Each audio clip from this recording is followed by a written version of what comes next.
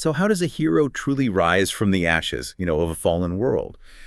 Shaped by unimaginable trauma, yet driven by this unyielding, almost visceral will to find her way home. Or maybe what's the real cost, the true cost of vengeance? When hope is just, well, a distant memory in a land of total despair. Right. These aren't just abstract ideas, are they? No, not at all. They're the bedrock. They're the questions right at the heart of the epic origin story we're plunging into today. It's really about how the deepest scars can forge the most formidable will. Absolutely.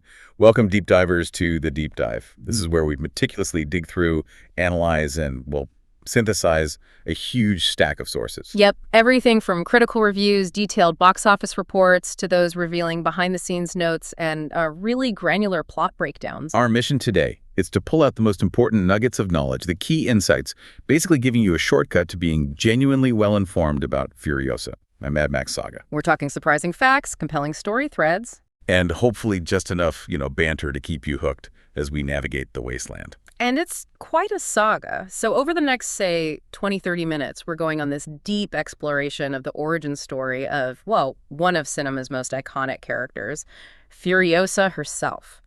We'll dive right into the brutal, but honestly captivating world building that George Miller has crafted over decades. Decades, literally. We'll dissect the powerful performances, often wordless, right? Yeah. That bring this harsh landscape to life. And then we'll pull back the curtain on the production, its complexities, its reception, which was kind of paradoxical. Yeah, definitely. It's a journey forged through fire, endless sand, and just raw fury, leading us right up to the events of Mad Max, Fury Road. It's not just a prequel. No, it's foundational. And epic in its own right. Yeah. So buckle up, everyone. This deep dive is going to be, a wild and enlightening ride. Okay. Let's start by setting the scene for Furiosa. We're back. Viscerally back in that post-apocalyptic Australian radioactive wasteland, Miller's world. And it's set, 45 years after the collapse, this undefined cataclysm that just shattered everything. Yeah, shattered civilization. Yeah. Reduced the world to this desolate, dust-choked ruin. And survival in this new world, it's not just tough, it's an agonizing fight. For every breath, every drop of water. Totally. In this completely lawless place, every single resource is a battleground. Water, food, fuel. Gasoline, right. Right, gasoline. They're not just commodities, they're the keys to existing, the currency of life. And you've got these warlords, their fanatical followers, constantly waging brutal wars over it all, establishing this merciless hierarchy where might makes right. It's a world totally defined by scarcity. Every interaction, every life, shaped by the hunt for what little is left. Exactly. And then amidst all that starkness, we find this hidden gem, almost mythical, the green place of many mothers. Ah, the green place. It's not just a fertile valley, it's one of the last oases. A sanctuary with fresh water, agriculture. Which is incredibly rare. Incredibly rare. For Furiosa's people, the villainy, it's not just home. It's like a vanishing paradise. The last flicker of a healthier world. Almost a memory. But this fragile paradise, tragically, it becomes the catalyst, the trigger for her whole story. How so? Well, the film opens, you see young Furiosa and her friend Valkyrie, and they're just picking peaches, a symbol of this unique abundance, right? A gentler time. But their moment is just shattered violently. Nomadic raiders, the Rubilis, stumble upon the green place. Oh, no. And its discovery, absolutely catastrophic. It marks it for exploitation by, everyone else out there in the wasteland. And this is it. This is where Furiosa's traumatic journey kicks off, her abduction. It's brutal to watch. It really is. You see young Furiosa, barefoot, but already showing incredible bravery, trying to sabotage the raiders' motorcycles, pouring sand in the fuel tanks. Trying to disable them, yeah. But it's futile. Heartbreakingly futile. And this specific raider, Toe Jam. Toe Jam. He grabs her, sees her as this prize to present to their warlord, Dementus. And what follows is even more harrowing. Her mother, Mary Jabasa, her courage is just profound. Unbelievable. Armed with basically just a rifle and this fierce maternal instinct, she goes on this desperate, relentless pursuit, chasing the biker horde. Does she reach her? She does. She catches up. And in this really poignant moment, she gives Furiosa a single peach pit. Wow. Just this tiny thing. But it becomes this powerful symbol, doesn't it, of home, hope, the promise of return. And Then Mary makes the ultimate sacrifice, stays behind to buy Furiosa time, knowing exactly what fate awaits her. Dementus tracks her down. And Dementus, Yeah. in an act of just chilling, calculated cruelty, Yeah. he forces young Furiosa to watch her mother's crucifixion. Oh, God. It's meant to break her, to instill total despair. Hmm. But instead, it forges her. It cements his role as the architect of her trauma and the target of her future vengeance. You see the fire ignite right there. And what's really fascinating and deeply disturbing is the sort of twisted paternity Dementus thinks he establishes. Hemsworth plays it so well. He's incredible. We find out he's haunted by his own family's death, which, in this really warped way, fuels his actions, his need to control things. So he doesn't adopt her out of kindness? No way. Not pity. It's calculated. Cruel. He hopes she'll lead him to the green place. She's not a child to him. She's a map. A living map. Hemsworth himself said, right? Mhm. He's a pretty horrible individual. Exactly. But what makes him terrifying is it's not just mindless violence. Hemsworth said Dementus has a real purpose. The wheels are turning. He's plotting and planning and 10 steps ahead. That duality, that manipulative brilliance under the savagery. It's why critics called him one of the all-time great screen villains. He has a philosophy. A chillingly simple one. Hate. No shame in hate. It's one of the greatest forces of nature. Wow. That line just sums up the Wasteland, doesn't it? It absolutely does. Survival driven by raw emotion, compassion. That's a weakness. It makes you ask, what happens when a society is built on that? And this environment, plus Dementus's direct cruelty, it inadvertently shapes Furiosa's path. Fuels her vengeance, sure, but also, crucially, her secret plan to get home. That star chart she tattoos on her arm. Using her mother's blood, right? Yeah. So Dementus becomes this dark, perverse mentor, pushing her towards the very destiny that will eventually destroy him. Okay, so Furiosa is captive, Yeah. adopted by Dementus, a child among raiders, but definitely not broken. Far from it. This leads us into, what, a decade? A decade of grit, stealth, growth in the Wasteland, starting with the big power plays. Dementus versus Immortan Joe. Morton Joe, the tyrant from Fury Road. He controls the Citadel, the place with the water, the agriculture, the key resources. And Dementus wants it. Of course he does. He besieges the Citadel, desperate for those resources.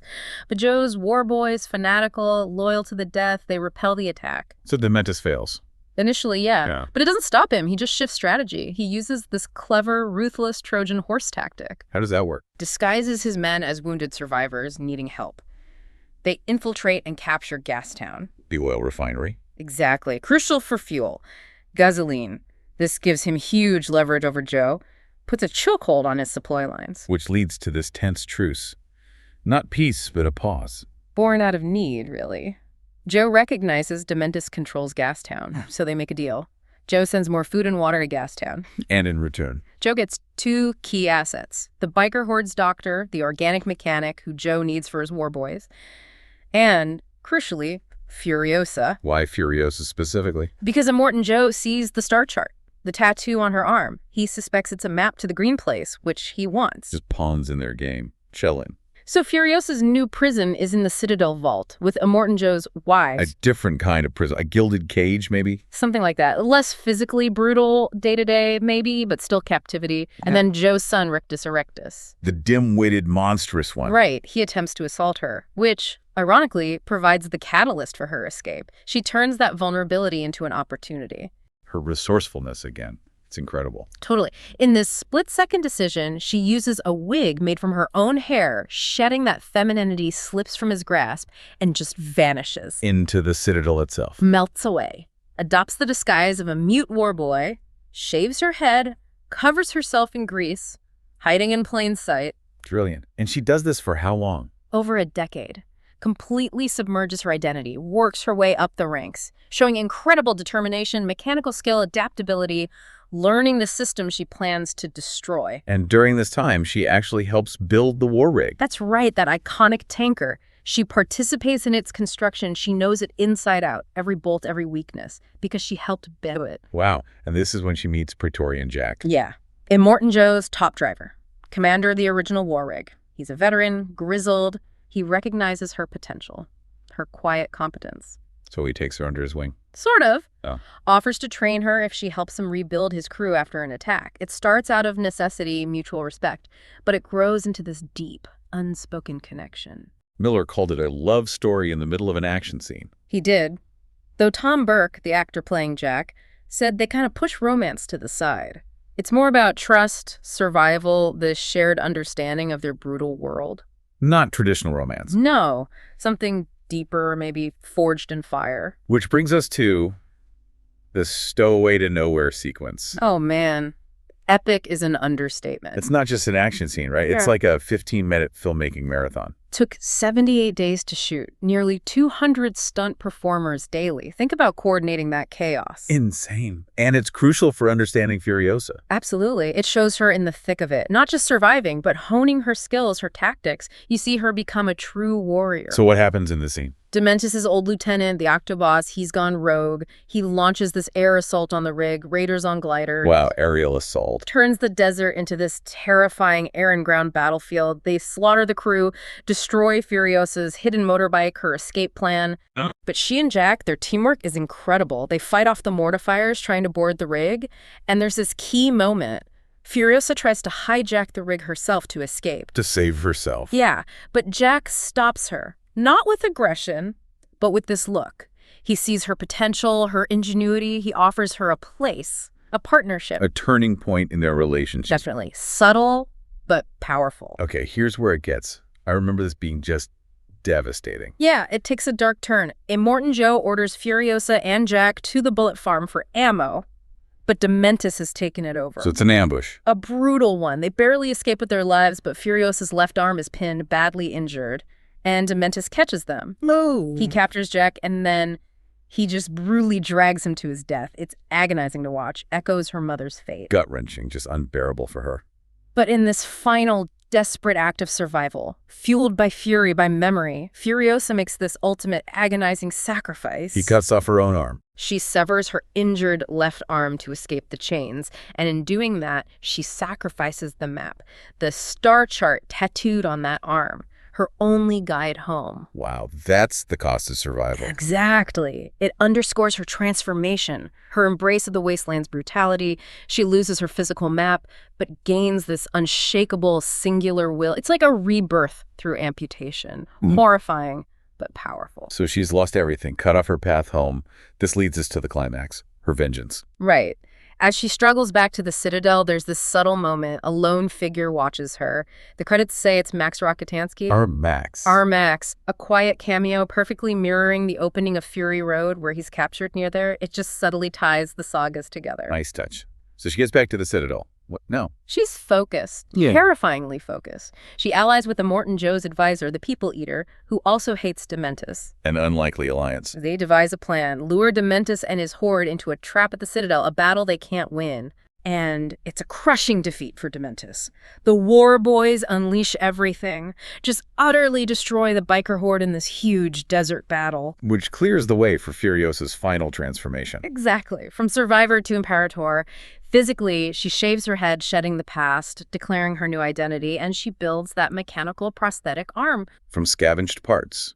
Crude, but effective. It's symbolic, right? Not just replacing the arm, but showing her rebirth, her defiance. She sacrificed the map home. Now she forges a new path, a new identity. The arm is her embrace of the Wasteland, turning vulnerability into strength. She becomes the Imperator we know. And the pursuit of Dementus is just relentless, this mythic chase through the desert, a primal hunt. And when she finally gets him, the revenge. It's brutal, yes, but also poetic, deeply resonant. Instead of a quick death, What does she do? she imprisons him in the Citadel and uses his living body as fertilizer. Right. To grow a peach tree from her mother's sacred pit, the one she carried all those years. Turning death into life, Yeah. hate into hope. Exactly. It's not just vengeance, it's transforming tragedy. A horrifying yet somehow beautiful cycle. And this act, this earns Immortan Joe's respect. It seems so. He promotes her to Imperator, gives her command of a new war rig. The stage is perfectly set for Fury Road. And the connection to the wise. There's this resonant scene. She meets the 5 wives in the vault where she was once imprisoned. She shows them a peach from the tree, a small beacon of hope. That silent promise. Yeah.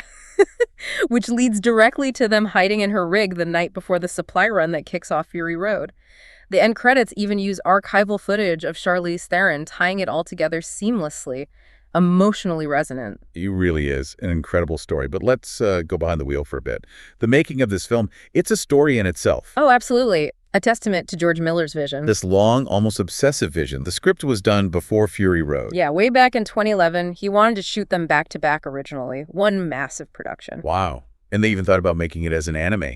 Seriously considered it a completely different style. Shows how much he wanted to explore this world, these characters, from every angle. That's amazing dedication. But it wasn't smooth sailing, right? Not at all. Big challenges. Yeah. There was that long lawsuit with Warner Bros. Over Fury Road money stuff. Delayed Furiosa for years. Frustrating for everyone, I bet. Hugely.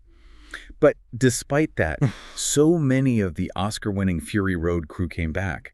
That continuity, that expertise is invaluable. Like who? Oh, composer Tom Holkenborg, costume designer Jenny Beavan, editor Margaret Sixel Miller's wife, incredible editor, makeup's Leslie Vanderwald, production designer Colin Gibson, sound mixer Ben Osmo, legends.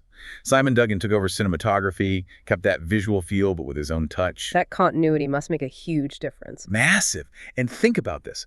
All those vast, desolate landscapes, shot entirely in New South Wales, Australia. Miller's home turf.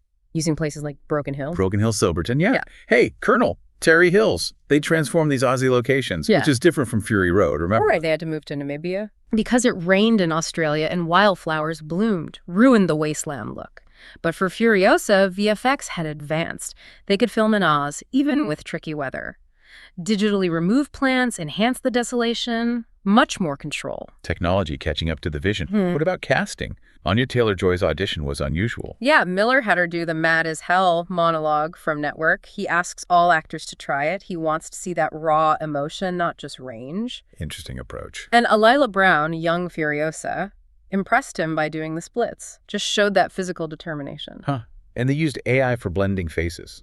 Yeah, AI and machine learning, not just de-aging. Yeah. Seamlessly blending Alila Brown into Anya Taylor-Joy over that decade made the transition feel organic. That's clever. They did it for others too, like blending Lee Perry with the original Bullet Farmer from Fury Road, creates this unbroken visual line, really grounds the prequel. And Anya had, what, very few lines? Reportedly only about 30 lines in the whole film. She said she went months without speaking on camera. Just physicality, facial expressions conveying everything. Trauma, rage, resilience, incredible performance. Truly. And Hemsworth's dedication, too. Cutting calories. Yeah, cut his intake in half compared to his MCU prep to look like someone from the resource-scarce Wasteland. Real commitment. Oh, and Latchy Holm playing Immortan Joe. Taking over from Hugh Keysburn. Right. Holm convinced Miller he could replicate the voice, the eyes perfectly. Seamless continuation of that terrifying character. Wow. Let's talk VFX and sound. You said it leaned more heavily on VFX than Fury Road. Yeah, Andrew Jackson, the VFX supervisor who won the Oscar for Fury Road, said that. Not a criticism, just acknowledging the massive scope. CGI for huge backgrounds, making dangerous stunts safe by stitching performances together, that facial blending. And the sound. Tom Holkenborg's score. Junkie XL, yeah. It's more character-driven, more subtle than Fury Road's over-the-top rock opera, as he called it. He even used AI to create deep, fake voices in the music, synthesized vocals for this unique, haunting soundscape. Really innovative. And the film was huge for the Australian industry. Absolutely massive. Most expensive film in Australian history, AU $333.2 million budget. Got big government subsidies, state and federal. Miller said that's what made shooting in Australia possible. And the economic impact? Estimated AU $350 million contribution. Over 3,000 people worked on it, including, interestingly, some ex-convicts hired as extras. Adds a layer of authenticity, maybe. Maybe so. Okay, reception and future. This is where it gets complicated, right? Yeah. The Hollywood paradox. Exactly. Critically, overwhelmingly positive. 90% on Rotten Tomatoes, 79 Metascore. Widely acclaimed. Called one of the best prequels ever made. Yep, and some even saying best screenplay of any Mad Max film. High praise. And the performances. Universally praised. Anya Taylor-Joy. Overwhelmingly convincing. Phenomenal, despite the lack of dialogue. Hemsworth stole the show, one of the all-time great screen villains. It got awards recognition, too. National Board of Review Top 10 Films of 2024. Collider's Best Action Film of the Year. Even Charlize Theron loved it, called it amazing, a beautiful film. High praise from the original Furiosa. Yeah, but, and here's the big but. The box office. Yeah. Despite the acclaim, it was seen as a failure financially. Grossed about $173 million worldwide on a $168 million budget. Big loss for the studio. Why? What happened? Analysts point to lots of things. Maybe the franchise needs Max front and center. Prequels are tough sells sometimes. The actress change, those Hollywood strikes had lingering effects, reliance on premium screens that got taken by other blockbusters, it's complex. It really raises that question, doesn't it? Does box office equal artistic success or cultural impact? It's the age-old question, but it seems to have found success elsewhere. Home media. Exactly. Strong performance on VOD, digital platforms. That black and chrome edition was highly anticipated. Its arrival on Max, Netflix, suggests a dedicated audience found it eventually on their own terms. So maybe not a box office smash, but it resonated. It seems so. Found its tribe, just maybe not in the opening weekend rush. But what does this mean for the future? For Mad Max? The Wasteland? Unfortunately, yeah, the box office probably lowered the chances for that Max prequel Miller had planned. He still seems interested, but wants to do smaller projects first, maybe take a break from the Wasteland scale. And Tom Hardy. He's commented on the uncertainty, acknowledged the challenge of getting funding after Furiosa's numbers. So the road ahead for Mad Max, unpredictable, vast, like the Wasteland itself. So after all that, what does it all mean for us, the deep divers? Well, Furiosa. A Mad Max saga is definitely more than just a prequel. It's this meticulously crafted origin story, a testament to Miller's vision. And a brutal, beautiful exploration of resilience, vengeance, and hope. That flicker of hope. Absolutely. It stands as this powerful expansion of the Mad Max universe. It enriches Fury Road, gives it more depth, while totally forging its own unforgettable path. It really makes you think about human cruelty and the incredible, often silent strength needed to overcome it, to build a new path when the old one is just gone, severed. And, if hate, like Dementus preached, is one of the greatest forces of nature. Yeah. What about the hidden power of that single peach pit, that tiny seed in a wasteland? What does it really mean to find your way home beyond just geography, to reclaim belonging? And what sacrifices are you, the listener, willing to make to protect what little green, what little hope remains in your own life? Think about Furiosa's journey. Was it triumph from tragedy? What parts of this world resonate most with you? Consider that final decision she makes, turning vengeance into growth. What does that mean for her? For the whole saga? Lots to chew on. Thank you for joining us on this deep dive into Furiosa, a Mad Max saga. We really hope you gained some insights and enjoyed the ride through the Wasteland with us. We'll see you next time, deep divers, for another journey into the heart of knowledge.